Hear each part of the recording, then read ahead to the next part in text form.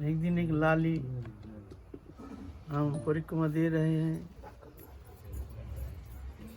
वो जहाँ स्वामी जी है वहाँ पर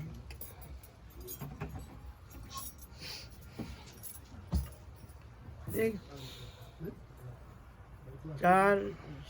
3-4 साल की लाली होगी, 4 साल मैक्सिमम होगा, उससे ज़्यादा तो होगा नहीं। अकेली है, एकदम बहुत सुंदर देखने में, बहुत सुंदर।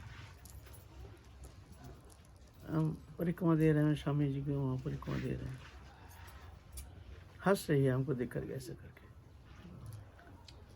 बोले ऐसे लाली देखो, अकेली यहाँ खड़ी है, न जाने राधा रानी क्या भाव से कब क्या कैसी कृपा करती है।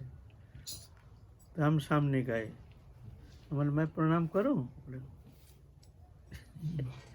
तो हमने चरण में माथा रख करके प्रणाम किया, माथे पर ऐसा करके हाथ धर दिया, साथ कोई नहीं। कैसे भी हो, कुछ भी हो, आनंद तो बहुत आया, बहुत। फिर उठ करके फिर देखा नहीं वो लाली कहाँ गई। उठ करके देखा ठड़ी है, हंस करके फिर अदृश्य हो गई कहाँ पर। ऐसे लीला करती है ये वर्षा में राधा रानी, अभी भी लीला करते हैं। चाहिए विश्वास, चाहिए श्रद्धा। श्रद्धा है भजन जीवन में फाउंडेशन, नहीं फाउंडेशन के ऊपर भजन जीवन बनता है, बिल्डिंग बनता है।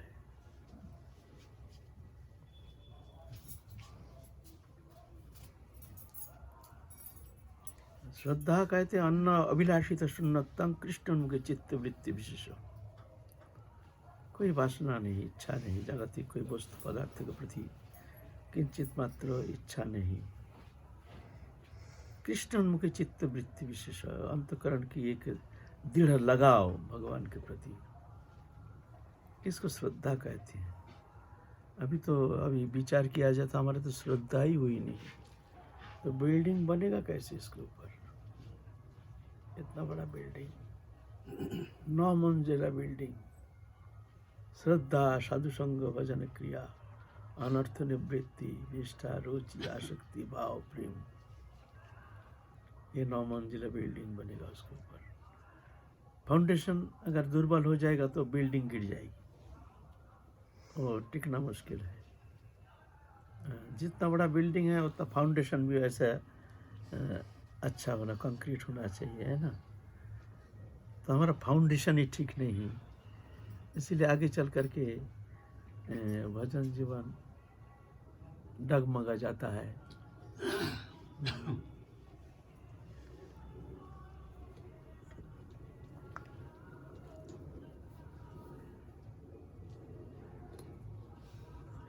ये बरसाना में बहुत राधा रानी ऐसे के बालिका रूप में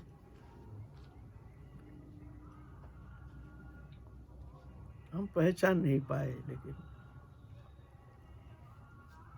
बहुत लीला की है, बहुत।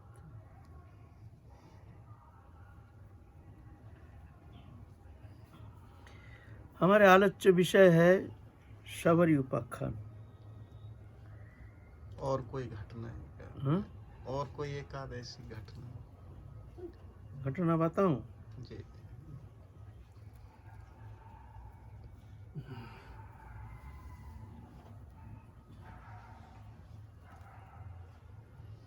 ना रहने दो।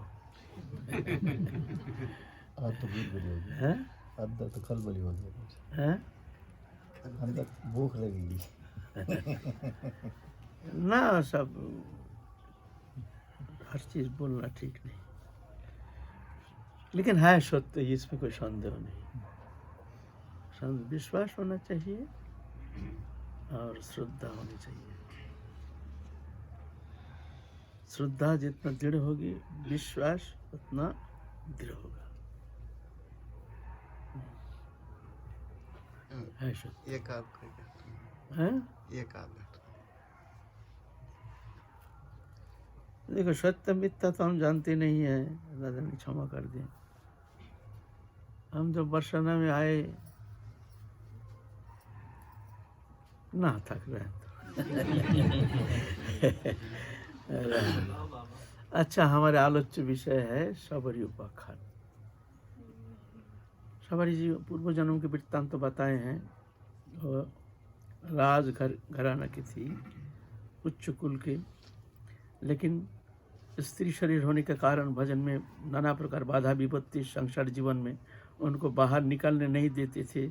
बहुत दुखी हो करके भगवान से प्रार्थना की, जो हमको इस बार जन्म दोगे तो हे प्रभु ऐसे जन्म देना जो हमको बदसूरती करके जन्म देना, और निज कुल में जन्म देना, उच्च कुल में जन्म नहीं देना। वही सबको हम घृणा करेंगे तो हम बस तुम्हारे भजन करेंगे, बस दुनिया से कोई मतलब नहीं रखेंगे, कोई हमको आदर नहीं करेंगे, कोई हमको खातिर नहीं करेंगे, कोई हमको इज्जत नहीं करेंगे।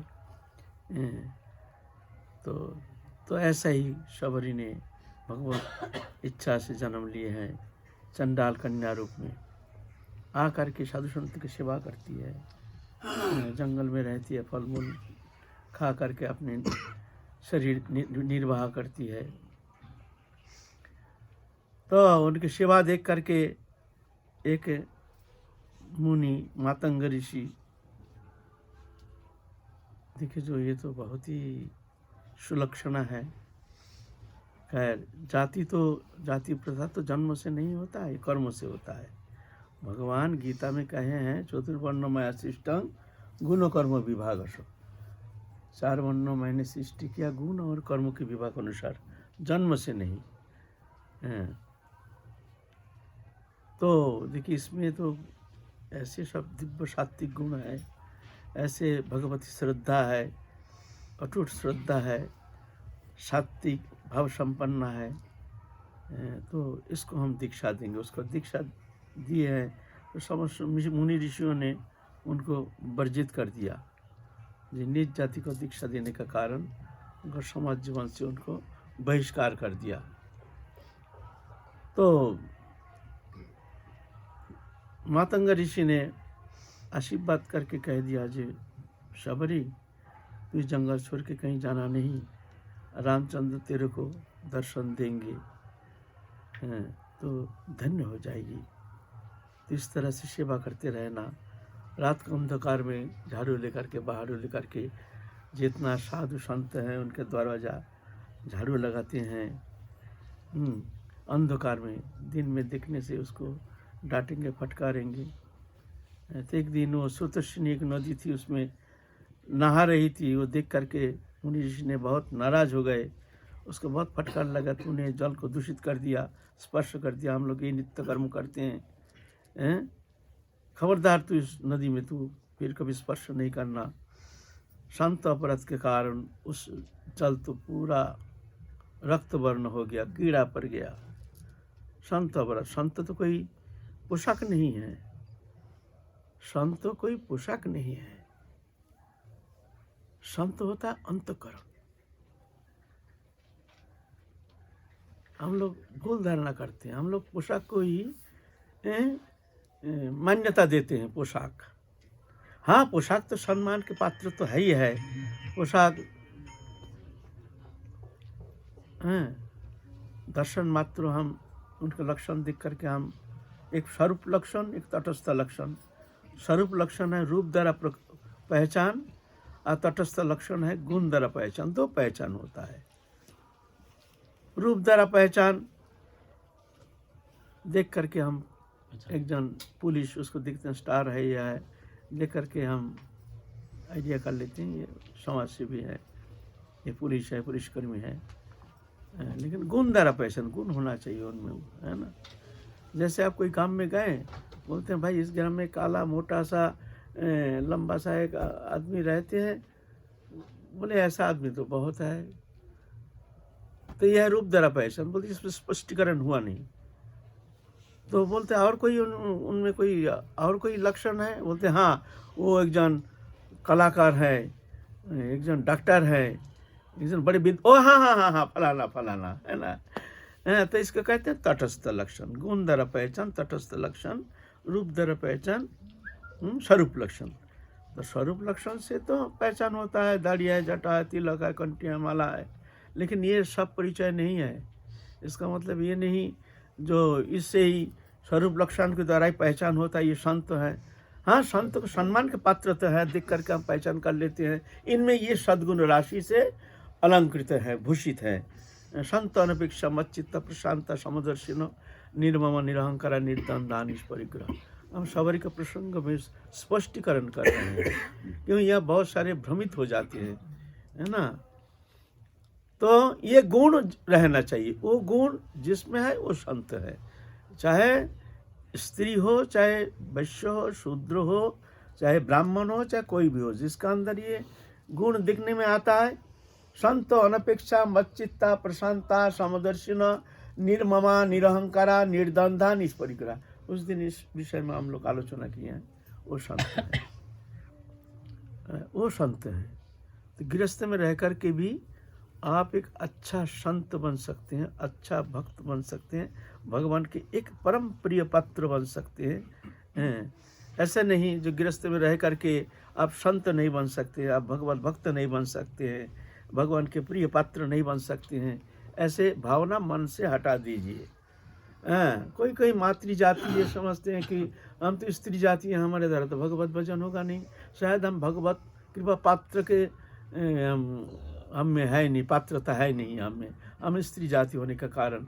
इसीलिए इस बार मर करके भगवान से प्रार्थना करेंगे पुरुष शरीर मिल जाए हमको, फिर हमको भजन करेंगे। बात ऐसा नहीं है, कोई शास्त्र ऐसा नहीं कहा है। जो स्त्री जाति जो है ये भगवत प्राप्ति नहीं कर सकते हैं, स्त्री जाति जो है ये अपने मंगल साधन नहीं कर सकते हैं, ऐसा कोई शास्त्र में कहा नहीं है। बल्कि शास्त्र में कहा है स्त्रियो वैश्यस तथा शूद्रस्ते अपि जानति परंगति। गीता में कहे हैं 9वें अध्याय का 32 श्लोक में, स्त्री वैश्य शूद्र कोई भी स्ते अपि जानति परंगति, परम गति को प्राप्त कर सकते हैं, वो भगवत शरणागत हो जाते हैं। शरीर से मतलब नहीं, वो अंतकरण से मतलब है।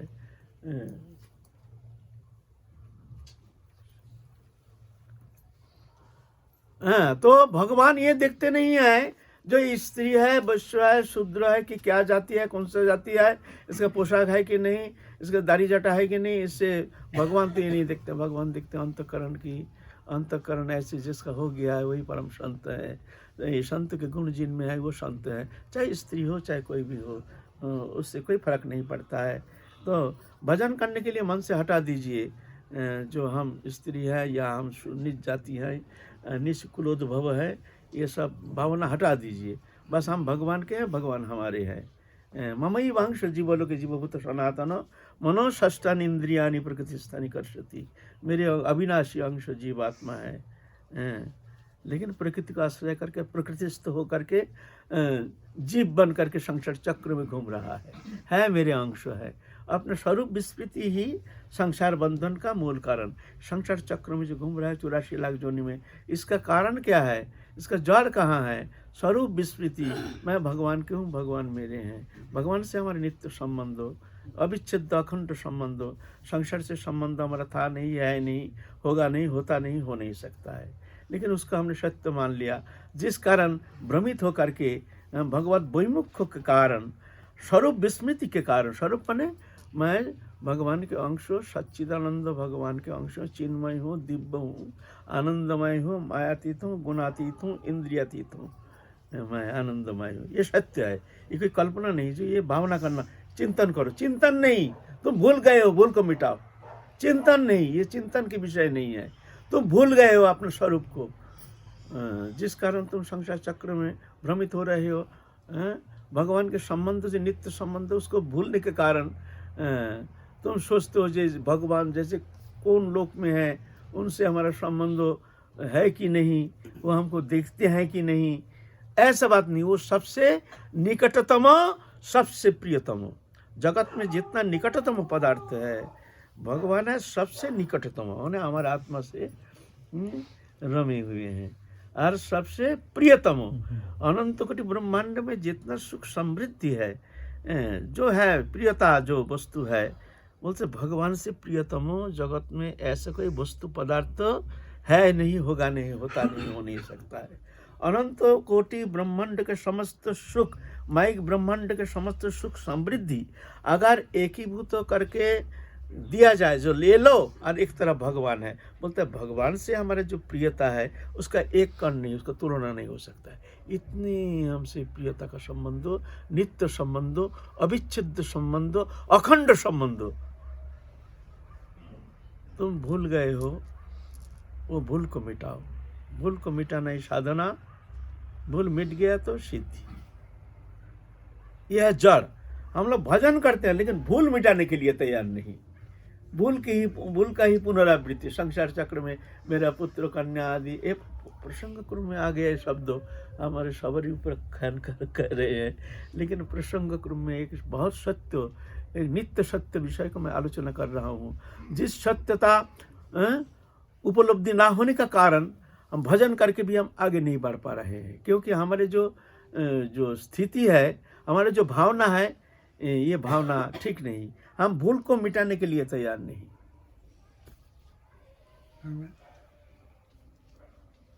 शुभ चिंतन सनातन हो जाए। हाँ? शुभ चिंतन में अपना चिंतन तो करना ही पड़ेगा। लीला है, हाँ, हाँ, प्रकृति हाँ, मन में डालना। हाँ, चिंतन तो करना ही पड़ेगा, लेकिन एक चिंतन है जे भगवान बहुत दूर है, कहीं कोई लोक में है, गोलोक में है, उनको चिंतन करते हैं, उससे कभी संबंध हमारा होगा ऐसा? ऐसा प्रश्न होगा, हाँ? हमारे मन बहुत दिन से है। शुभ चिंतन के लिए चिंतन सार्थक है, सनातन हो जाए, या जब के पर प्रारब्ध है साफ हो जाएगा, प्रकाश हो जाएगा, जब ज्ञान होना शुरू हो जाएगा, लेकिन युद्ध हो जाएगी। तो दोनों में कौन किया जाए, चिंतन या जब? दोनों जुगपथ चलेगा। चिंतन जप के साथ साथ चिंतन चलेगा। बिना चिंतन सिर्फ जप कर रहे हैं, मन हमारा इधर उधर भटक रहा है, ये भी भजन है, भजन, लेकिन इसको कहते हैं अनासंग भजन। इस भजन के द्वारा आगे बढ़ना बहुत कठिन हो जाएगा, आगे बढ़ना मुश्किल हो जाए। अंतःकरण की जो परिवर्तन साधन, ये मुश्किल हो जाएगा। चिंतन हर समय न जप के साथ साथ चिंतन, भगवत चिंतन, तो जब उसको कहते हैं सासंग भजन। और चिंतन विहीन जो जप करते हैं उसको कहते हैं अनासंग भजन। तो कहने का मतलब है भगवान तो ये नहीं देखते हैं कौन कैसे है, कौन जाति है, कौन स्त्री है, कौन, भगवान देखते हैं उनकी भावना क्या है। सबड़ी एक अंतःकरण शुद्ध आत्मा, पूर्व जन्म की साधना, भगवान में समर्पित सिर्फ भजन करने के लिए भगवान से प्रार्थना की हमको निष्कुल में जन्म दो। जो कोई हमको आदर नहीं करेगा, घृणा करेगा, तो हम सबसे दूर रहेंगे, फिर हर समय तुम्हारी चिंता करेंगे, अखंड चिंतन करेंगे। देखो कैसी भावना है ना। दीनेरे अधिक दया करेन भगवान, पंडित कुलीन मानिर बड़ो अभिमान। ये बंगला एक प्यार है। दीन जो होते हैं, दीन, उन्हें उसको भगवान अधिक दया करते हैं, दीनता। पंडित कुलीन मानी बड़ो अभिमान। अभिमानं सुरापानं गौरवं रौरवं समम प्रतिष्ठा सुपरिविष्टा त्रयं त्यक्ता हरिं भजित। ये तीन को त्याग करके हरि भजन करना है ना। भगवान ये नहीं देखते हैं। तो सबड़ी ऐसे शुद्ध अंतःकरण होने के कारण संत अपराध हो गया, पानी लाल हो गया, कीड़ा पड़ गया। संत लोग बहुत पानी के लिए बहुत तरस रहे हैं, क्या करेंगे, बहुत दूर दूर से पानी ला करके अपने नित्य क्रिया कर्म करना पड़ता था। और सबरी मातंग ऋषि इतना में नित्य लीला में प्रविष्ट हो गए और सबरी को कह गए हैं, सबरी तुझे जंगल छोड़ के जाना नहीं, रामचंद्र आएंगे तेरे को मिल जाएगा। सबरी वो आशा लेके जंगल में बैठी है, अब कब आएंगे? ये तो कह के नहीं गए हैं कि 50 साल पीछे आएंगे। अल्प उम्र सबरी वो रोज सोचते आज आएंगे, रामचंद्र आएंगे, तो झाड़ू लगाते हैं, ये रास्ते से आएंगे, कटा कंकड़ सब साफ करते हैं। तो रामचंद्र आएंगे तो ठंडा पानी उनके लिए व्यवस्था करेंगे, खाने के लिए क्या व्यवस्था करेंगे, नहीं जंगल के फल मूल आदि लेकर के रख देते हैं। मैंने सुबह से उठकर राममय चिंता, तत्कर्म हरितो संसा विद्या तन्मतिर्यया। कर्म क्या है? तत्कर्म हरितोष, जिसमें भगवान प्रसन्न होते हैं वही कर्म है। वो कर्म उसका मुक्ति का कारण होता है, और जो कर्म अपने भोग के लिए किया जाता है वो कर्म अपना बंधन का कारण होता है। तो तत्कर्म कर्म वही है जो भगवान प्रसन्न होते हैं। तो सबड़ी सुबह से उठ करके वही चिंता दरवाजे के पास बैठे रहती है, शायद अभी आ रहे होंगे, अभी आएंगे, थोड़ा आगे चल के देखो थोड़ा सा, शायद अभी आते होंगे।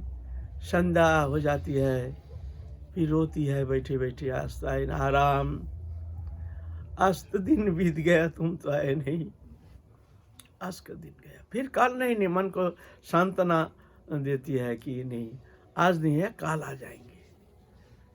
ऐसा करते करते करते करते सालों बीत गया, जवानी चली गई, ऐसे इंतजार, क्या कैसे इंतजार, अब चिंता कर सकते हैं। एक एक पल, एक एक क्षण राममय चिंता, राममय क्रिया। राम आएंगे तो हम उनको कहाँ बैठाएंगे? जंगल के कोमल पत्ती लेकर के आसन बीनती है, आसन बनाती है, राम बैठेंगे। राममय कर्म, तत्कर्म हरितोषम। अकेला आएंगे क्या, और साथ कोई आएंगे? शायद माता जानकी भी आ सकती है, और कोई आ सकती है, तो 2-3 आसन बनाती है। आए नहीं, आसन सूख जाता है, फिर दूसरा पत्ता लेकर के प्रतिदिन इस तरह से राममय चेष्टा, ऐसे चिंतन करते करते करते करते करते करते और दिन दिन व्याकुलता उत्कंठा बढ़ती जाती है। व्याकुलता, तीव्रता, अंतःकरण जब शुद्ध होता है तब राममय चिंता, राममय भावना। हमारा भावना क्यों नहीं होता है? अंतःकरण अशुद्ध होने का कारण, विषय भावनामय अंतःकरण वृत्ति होने के कारण हमारे ऐसे व्याकुलता होती नहीं, हमारे उत्कंठा ऐसे होती नहीं। क्यों? विषय जो हमारे आवेशित चित्त वृत्ति जो है, विषय में निविष्ट होने का कारण वो होना संभव नहीं। विषय आवेशित चित्तानां कृष्ण भक्ति सुदुर्लभ। जब तक विषय में आवेश रहता है तब तक वो प्रेम, वो भक्ति प्राप्त करना संभव नहीं है। भगवत भजन करते करते जज्जत परिमाण भगवत चरण में मन संलग्न होता जाता है, तत्त परिमाण विषय से मन हटता जाता है। ये प्रक्रिया है। पूर्व दिशा की ओर आप जितना चलेंगे, पश्चिम दिशा उतना दूर हो जाएगा। ऐसे है। तो भगवत चिंतन में आपके अंतःकरण वृत्ति जितना संलग्न होता जाएगा, विषय में जो आपके आवेश है, अंतःकरण के जो आवेश है, धीरे धीरे धीरे धीरे वो हटता जाएगा, नष्ट होता जाएगा। वो परसेंट इधर भगवत चरण में मन 40% लग गया तो विषय में मन 60% रहेगा।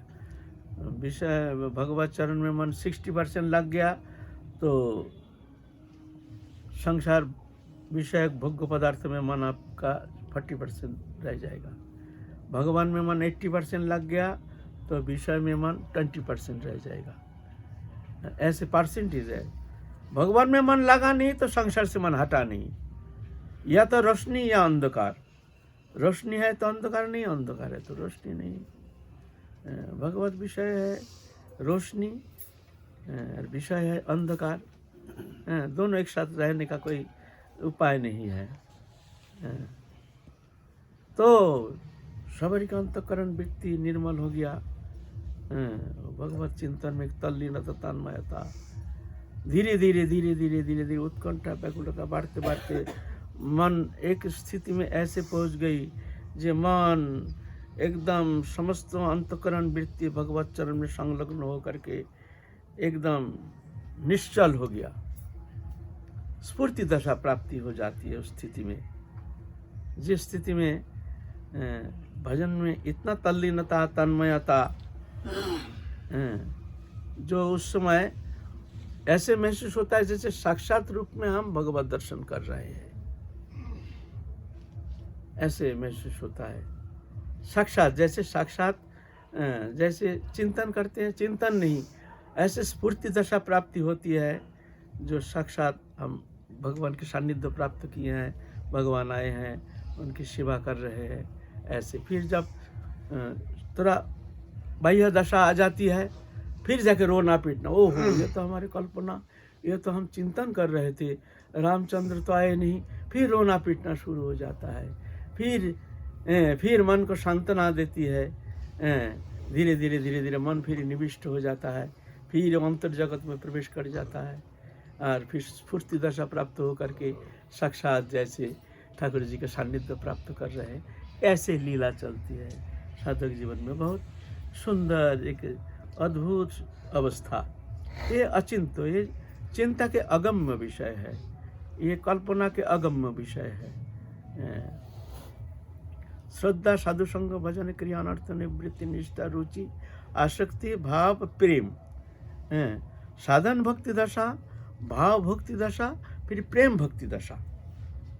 साधन भक्ति दशा जहाँ जा करके थोड़ा देहात्म बोध रहता है, फिर और साधन भक्ति दशा धीरे धीरे साधन भक्ति जायजान करते भाव भक्ति दशा में अनुप्रविष्ट हो जाता है। वो और गंभीर अवस्था, उस समय मन निश्चल हो जाता है, समस्त बहिर्विषय से मन हट जाता है, देहात्म बोध किंचित मात्र रह जाता है, भूख प्यास है कि नहीं वो ख्याल नहीं रहता है, दिन रात्रि बोध है कि नहीं, दिन रात्रि विषय में भी ख्याल नहीं रहता है। अभी दिन है खत्म हो जाता है, सत्संग जाने के बाद में मैं हूँ कि नहीं, तू है कि नहीं, हमें खत्म हो जाता है ना। एकदम खत्म तब होता है जब साक्षात दर्शन होता है, तब जा करके उसका ग्रंथि खुल जाता है, तब जाके उसका जड़ चेतन ग्रंथि खुल जाता है, तब जाके स्वरूप में स्थित हो जाता है। उसको कहते हैं निरापद भूमि, जिस स्थिति में जा करके साक्षात भगवान की कृपा प्राप्त करने में समर्थ हो जाते हैं। और उस स्थिति में उसका जो जड़ीय ग्रंथि है, जड़ चेतन ग्रंथि है, वो खुल जाता है। लेकिन उसका पहले किंचित मात्र आभास रहता है, शरीर का आभास रहता है, हाँ, खेल करते हैं। तो ऐसे ही शबरी की ऐसी स्थिति आ गई है, अंतरदशा में प्रवेश कर गई है, भूल गए हैं समस्त देहात्म बोध, ध्यानस्थ होकर उम्र बीत गई, बालिका अवस्था में आई है जंगल में, और बहुत साल बीत गई, सिर्फ राममय चिंता, राममय भावना, राममय चेष्टा, समस्त क्रिया, समस्त तत्परता राममय, राम छोड़ के कुछ जानती ही नहीं है। ऐसे स्थिति, हमारी स्थिति क्या है, हम कहाँ है ना। वहाँ जाना है हमको, वहाँ पहुँचना है। आप तो सबरी ध्यानस्थ होकर के, तन्मय होकर के रहती है, शरीर का बोध नहीं। तो सही एक दिन रामचंद्र आए हैं, कल के लिए छोड़, कल मिला देंगे, कल मिला देंगे, आज ना, आज मिला देंगे। तो ज़्यादा दूर है नहीं, थोड़ा सा। तो रामचंद्र आए हैं, जानते हैं भगवान भक्त वर्षक, भगवान भक्त को कृपा करने के लिए उनके अवतार है, भक्तों को कृपा करने के लिए ही उनकी समस्त लीला है, भक्त का आनंद वर्धन करने के लिए ही उनकी लीला विनोद है। अपने लिए तो कुछ करना है नहीं, एकमात्र भक्त को मन प्रसन्नता के लिए उनके समस्त चेष्टा है। भक्त वत्सल भगवान आए हैं। सबरी रोती रोती अंधी हो गई, रामचंद्र आए हैं। सबरी सबरी सबरी अंतर्मना, अंतर जगत में देख रहे हैं रामचंद्र आए हैं, उनके चरण संवाहन कर रहे हैं, चरण धूत कर रहे हैं, सम्मार्जन कर रहे हैं, उनकी सेवा कर रहे हैं, सेवा में तत्पर है। सबरी सबरी, तब रामचंद्र उनको कृपा किए तो उनको बाह्य दशा आ गया है। राम राम राम राम करते करते एकदम पागल प्राय हो करके चरण में गिर गई है। राम तुम आए हो, तुम्हारे लिए हम इतना दिन इंतजार कर रहे हैं। हे राम तुम आए हो, प्रभु तुम आए हो प्रभु, हैं? तो रामचंद्र ने आंख में हाथ फेर दिया, दिव्य दृष्टि खुल गया, दिव्य रामचंद्र की दिव्य झांकी दर्शन करके उनके जड़ चेतन ग्रंथि खुल गया, दिव्य आनंद स्वरूप प्राप्त करके आनंदमय हो गया। आप रामचंद्र कह, सबरी कुछ खाने दो हमको। खाने देंगे क्या? वही कब कितने साल पहले झूठे बैर खा करके झोली में रखे थे, जो मीठी बैर है, ये तो हम हमारे खाने के लायक नहीं है। रामचंद्र हैं तो उनको खिलाएंगे।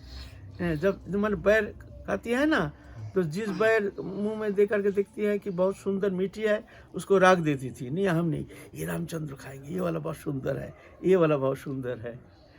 उस झोली भर के रखी थी, बहुत साल हो गया, टांगी है, इतना में तो अंतर्दशा प्राप्त हो गई ना।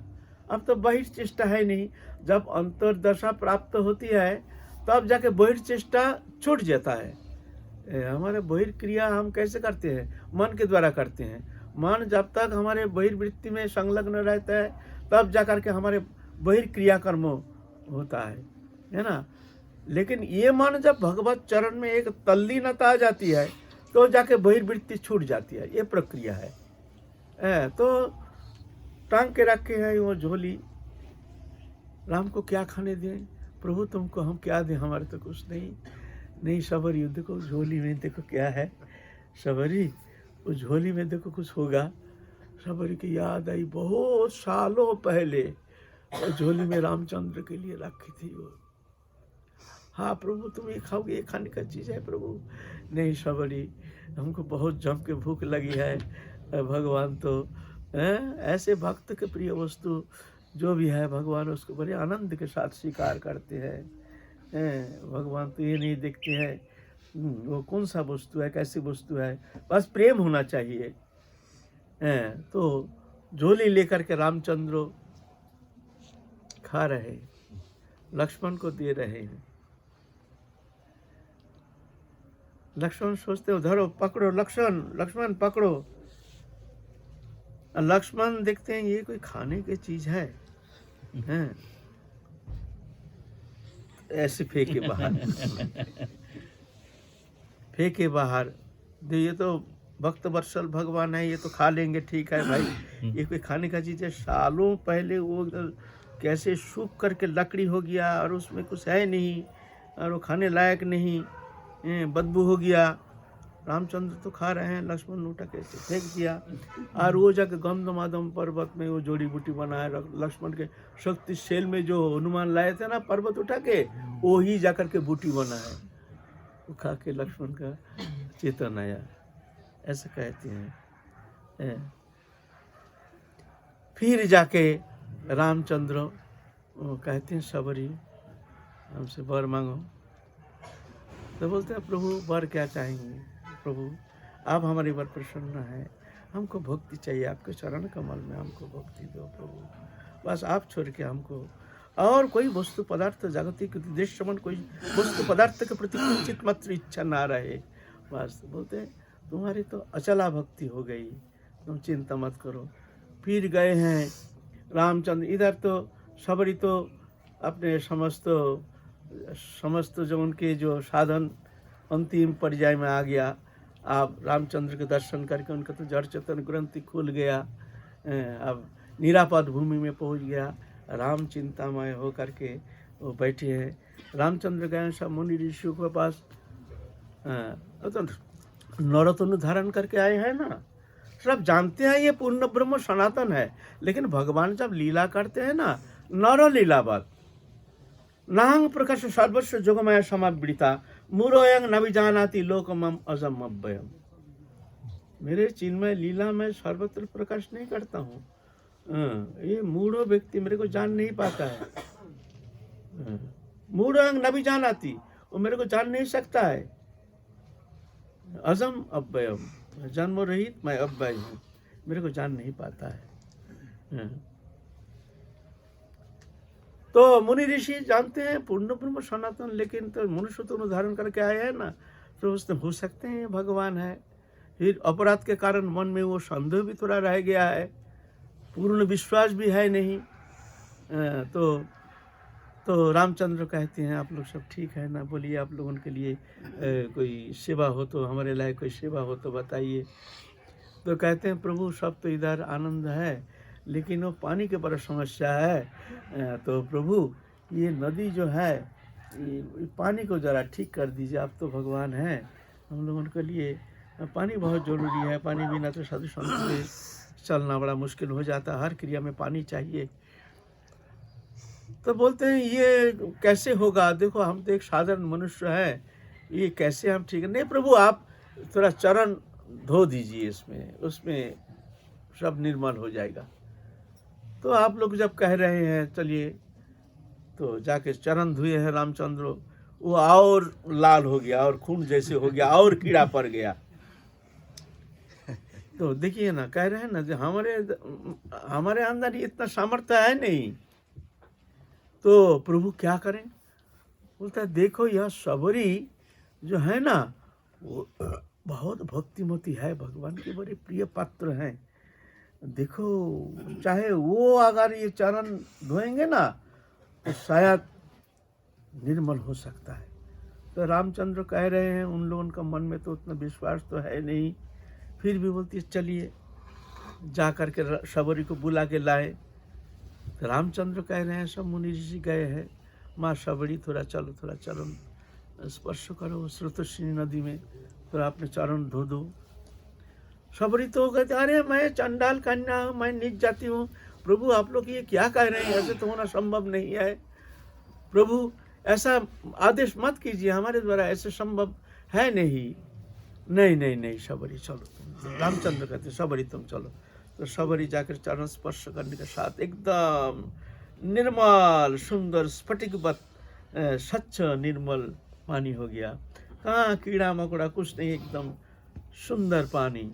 तो सब जान गए हैं जो भक्ति की महिमा। तो सब जाकर के दंडवत प्रणाम किए सबरी को। फिर सबरी रामचंद्र से प्रार्थना की, प्रभु आप तो हम पूर्ण हो गए हैं, आप तो कोई इच्छा नहीं।